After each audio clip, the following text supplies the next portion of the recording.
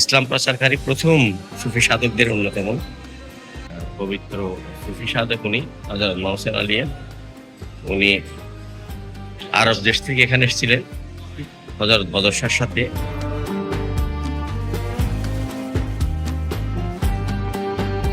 আমরা এসেছি আজকে হযরত মহসিন আলিয়ার মাজারে।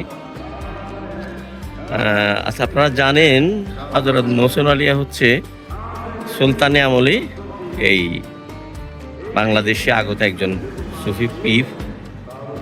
হযরত বদর শাহ, হযরত শাহজালাল এবং হযরত মহসিন আলিয়া একসাথেই বাংলাদেশে এসেছিলেন সুলতানিদের সাথে, অর্থাৎ সুলতান মোহাম্মদ বিন বখতিয়ার খিলজি পরবর্তীতে কজলকা কাজী যখন প্রথম বাংলাদেশ বিজয় করার পরে তিনি প্রথম চট্টগ্রাম বিজয় করেন এবং চট্টগ্রাম বিজয় করে এখানে ইসলামের যে প্রচারণা চালায় সেটা করেছেন। তখন হযরত বদর শাহ এসে চট্টগ্রামের চেরাগ জ্বালিয়ে চট্টগ্রাম আবাদ করেছেন বলা হয়।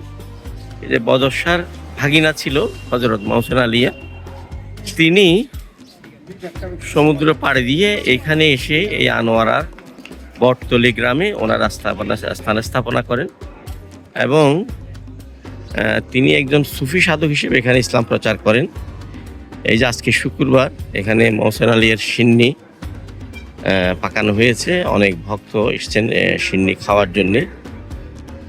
এই যে এটা মাজারের হচ্ছে ব্যবস্থাপনার কমিটির অফিস, ভান্ডারখানা। এটা প্রাচীন একটা টিন শেডের ঘর এবং অনেক মজবুত। এই যে মহসিন আলিয়ার শরবত বিতরণ করা হচ্ছে। অনেক মানুষজন এখানে আসে দূর দূরান্ত থেকে, আজকে শুক্রবার হিসেবে এখানে এসছে। এখানে মহসিন আলিয়ার মূল মাজারটি ছিল ছোট একটা ছনের ছাউনি, সেটা ভেঙে ফেলা হয়েছে। এটা প্রত্নতত্ত্ব সম্পদ অধিদপ্তর থেকে অধিগ্রহণের কথা ছিল, কিন্তু এখন সেটা ভেঙে এই আধুনিক স্থাপনাটা করা হয়েছে। এই আধুনিক স্থাপনায় আর উপরেও যে মূল মাজার সেটাতে ছনের ছাউনি আছে। এই মাজারটা আলহাজ মোহাম্মদ মঞ্জুর আলম, চট্টগ্রাম মহানগরীর সিটি কর্পোরেশনের প্রাক্তন মেয়র, ওনার আলহাজ হোসনায়রা মঞ্জুর ওয়েলফেয়ার ট্রাস্টের আন্ডারে করা হয়েছে। এবং এই যে মাজার শরীফ, এটা চমৎকারভাবে আধুনিক স্থাপনের মাধ্যমে করা হয়েছে। এখানে প্রচুর ভক্তরা আসেন। আসসালামু আলাইকুম। এই মাজার কমিটির ব্যবস্থাপনা কমিটির এখানে এগিয়ে আছে। এটা হযরত মহসিন আলিয়ার মাজার।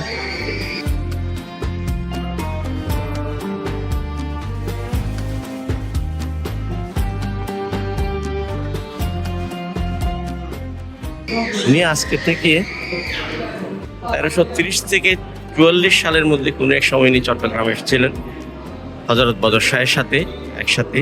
ওনারা ইসলাম প্রচারের জন্য এখানে এসছেন। এখানে বলা হয়ে থাকে হযরত মহসিন আলী একটি পাথরে করে এখানে এসেছিলেন। এই যে কিস্তি পাথরটি এখানে সংরক্ষিত আছে। এই যে আলহামদুলিল্লাহ, এই যে পাথরটি এখনো এখানে সংরক্ষণ করা হয়েছে। এটা দীর্ঘদিন আবদ্ধ অবস্থায় থাকার কারণে এটা ফেটে গেছে। এটা এইভাবে সংরক্ষণ করাটা ঠিক হয় নাই। এটা